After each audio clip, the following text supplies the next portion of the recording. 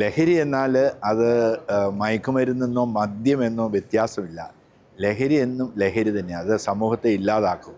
അതുകൊണ്ട് ലഹരിയുടെ വീര്യം കുറഞ്ഞ ലഹരി കൊടുക്കാൻ എന്നുള്ള തീരുമാനം ഗവൺമെൻറ് തിരുത്തണം എന്നാണ് ഞങ്ങൾ ഞങ്ങൾ അഭ്യർത്ഥിക്കുന്നത്. KCBCയുടെ പ്രതിഷേധം ശക്തമായി അറിയിച്ചിട്ടുണ്ട്. ലഹരി ചെറുതാണെങ്കിലും വലുതാണെങ്കിലും ലഹരി തന്നെയാണ്. ഒരിക്കൽ അതിന് അടിമകളായാൽ അതിൽ നിന്ന് രക്ഷപ്പെടുക എളുപ്പമല്ല.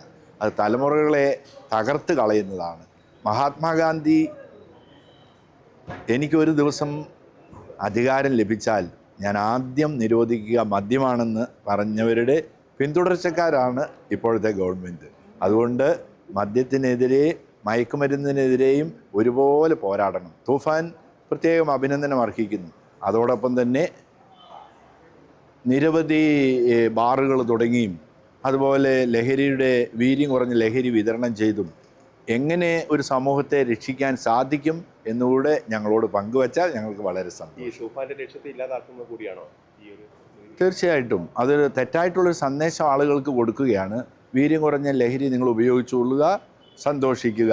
പക്ഷേ അതും അപകടം തന്നെയാണ്. ചെറിയ ഒരു ലഹരിയാണെങ്കിൽ അടിമകളാകുമ്പോൾ അതും അതിനടിമയാകാൻ കൂടുതൽ വീര്യമുള്ള മയക്കുമരുന്നിലേക്ക് കടന്നു പോകും.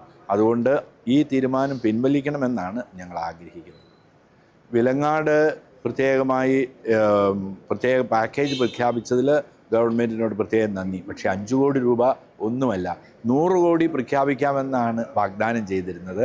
ബജറ്റിൽ വിശദമായി ചർച്ച വരുമ്പോൾ അത് 100 കോടിയായി ഉയർത്തുമെന്നാണ് ഞങ്ങൾ ഇതിന് ഇരയായിട്ടുള്ള ആളുകൾ പ്രതീക്ഷിക്കുന്നത്. ഞങ്ങൾ കാത്തിരിക്കുകയാണ്.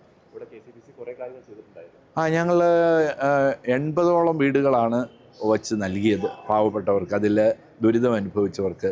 ഏകദേശം 12 കോടി രൂപ അവിടെ അതിനുവേണ്ടി ചെലവഴിച്ചിട്ടുണ്ട്. അപ്പോൾ അതൊന്നുമല്ല എന്നുള്ളത്. അപ്പോൾ 5 കോടി രൂപ ഞങ്ങൾ 90 വീട് 80 വീട് വെച്ച് കൊടുക്കുമ്പോഴേക്കും 12 കോടി രൂപയായെങ്കിൽ 5 കോടി രൂപ അവിടെ റോഡ് നന്നാക്കാനുണ്ട്. റോഡ് പൂർണ്ണമായും ഗതാഗത യോഗ്യമേ അല്ല. അവിടെ 5 കോടി രൂപ സൈഡ് കെട്ടാൻ പോലും ആകുകയില്ല. പക്ഷേ ഞങ്ങൾ മുഖ്യമന്ത്രി വാഗ്ദാനം ചെയ്തിട്ടുള്ളതാണ്, പ്രതിപക്ഷ നേതാവായിരിക്കുമ്പോൾ ഒരു 100 കോടി പാക്കേജ് ഉണ്ടാകും. അപ്പോൾ തൽക്കാലം ബജറ്റിൽ അത് കൊള്ളിച്ചു എന്നേ ഉള്ളൂ. ഞങ്ങൾ പ്രതീക്ഷിച്ചിരിക്കും.